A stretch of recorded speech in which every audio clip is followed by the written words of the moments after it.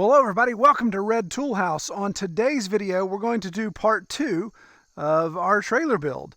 So come along if you will. Well, for those of you wondering what in the wide world of sports am I talking about, well, I'll link to a video here that's part 1 where we're restoring our old utility trailer here.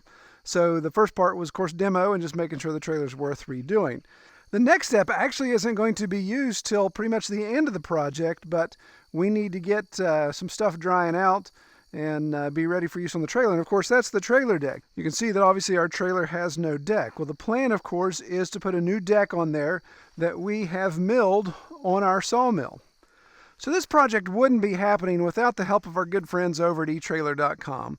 Again, they're working with us on this project and have sent us all the equipment we need to make that old turkey there a real beauty. The reason why I went with eTrailer is they really have a knowledgeable staff. I've really been impressed in working with them. I actually sent them over pictures of the trailer and said, here's my situation, here's what I'm running into, what do you guys recommend? And we went step by step through each of the components based upon things that I wanted to do and the things that they recommended. That was one of the first questions. Well, Troy, what do you want to do with this trailer? So I really appreciate that. And if you look at that compared to, say, just going on other online stores like Amazon or whatever and buying whatever you get and not really knowing, these guys have taken the time. They've built their own trailers. They've used it on a lot of their own stuff. And you can see that in their marketing. They take pictures of every single thing they sell. They don't just take somebody's word for it and just pinhook something. So check them out, eTrailer.com. I'll put some links below in the video description here that you can reference some of the parts that we got there. So the wood I've chosen to use on the deck of the trailer is white oak. I love white oak. I love the smell of white oak. Red oak smells like cat pee. White oak smells really nice. But we've got a ton of white oak on the property, and as I do silvopasture, which is a whole nother discussion, a whole nother video, then there's certain white oaks I want to take out. So there was one in particular that was a prime candidate. It was big enough that I know I could get the material out of it that I needed. And of course, I wouldn't have to cut down multiple trees to get everything. So chronologically, I've already cut this tree down and I've already milled it, but we're going to cut away now to show you the processes we went through to harvest that tree. But we're going to start right here on the farm in our own resources. So this is the edge of my north pasture. The pigs would be down over here. This is a tree line that we have, and we want to actually move this pasture up a little bit more. Clear some areas out here, have a little bit more access for sunlight and things. So kind of did a quick survey, and there's a really nice white oak back here we're going to take a look at. Okay, so we've got this beauty here, and this is a really nice white oak. Now this is a good sized tree. This is a little bit larger than what I normally mill just because of what we've been doing with the material that we've had. But this guy is probably, I had to say, about 28 feet to the first major branch. No major fork. So it's definitely a good candidate. We'll check our diameter here. Can't even reach across it. Tree hugger.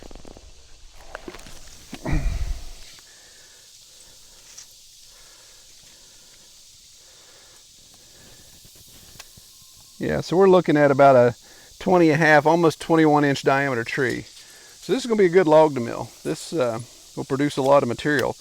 And on the trailer, my trailer deck is 5 feet wide and just a little under 13 feet long. So we're going to mill 14 foot long material. So I cut these logs into 14, so I have that extra overhang, of course, to work with. I have any end checking, those type of things.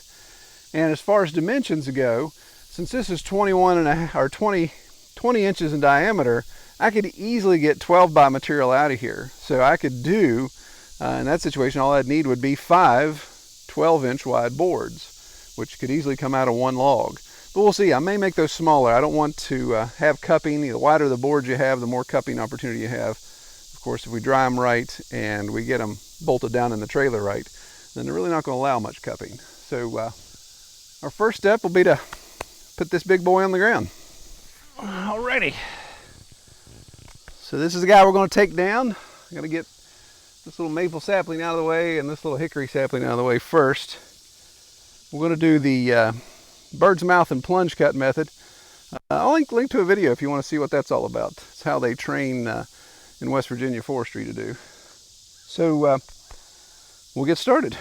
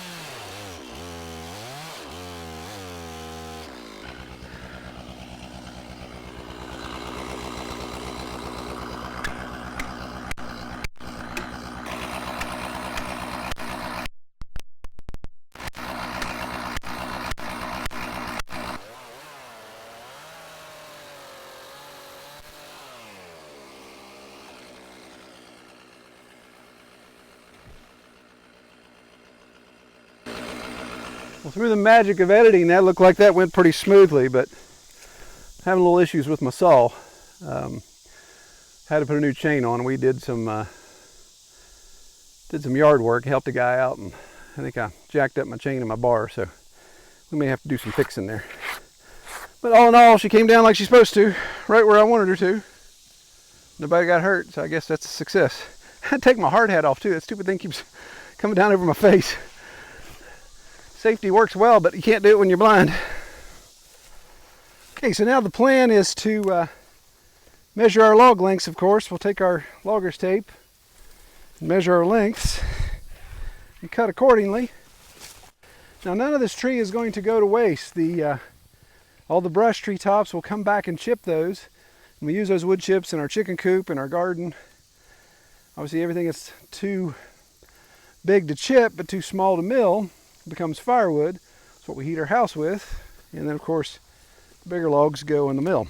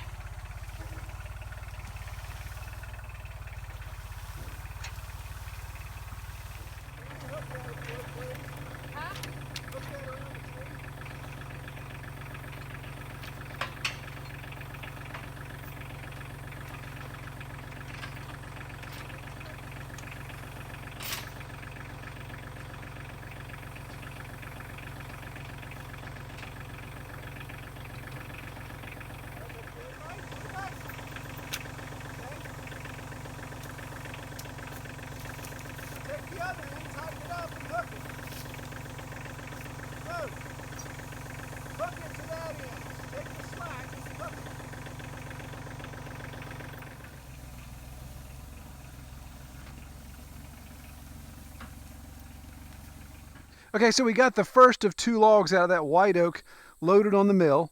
And again, the plan is to get as much 2x material out of this as possible. Again, I'm toying with 2x10 boards for the width, or maybe 2x8s. That's kind of where I'm hanging out. We'll see. Again, knowing that I've got 60 inches wide that I need to come up with, then obviously we could do the math there. 10 would make the most sense, because obviously then I would just need 6. But we'll see how this shakes out. I want to got a little bit of check in the end of the log, so we're just going to open it up and see what we can find. Here we go.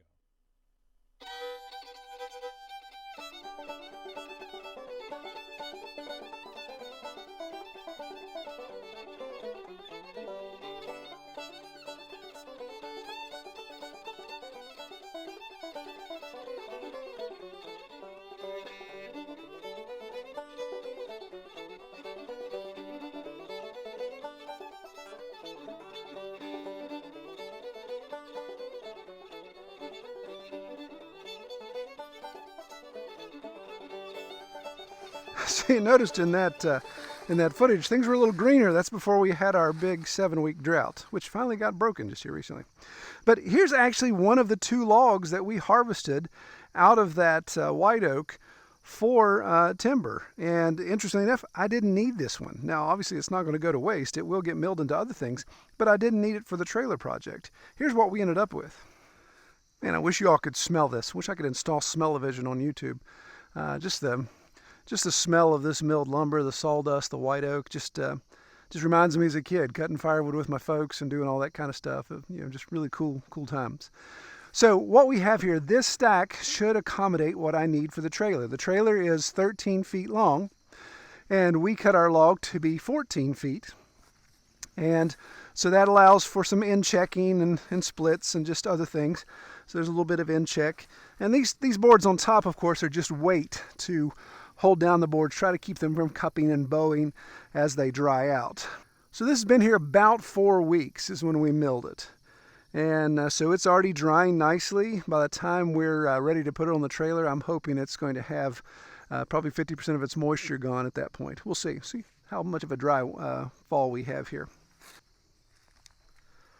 So we ended up with 7 2-inch thick by 10-inch wide by 14-foot long boards. You can see there's a little bit of wane on that bottom board, has a little bit of wane, but it's only wane on one side. I can obviously flip it over if I want to get particular about that.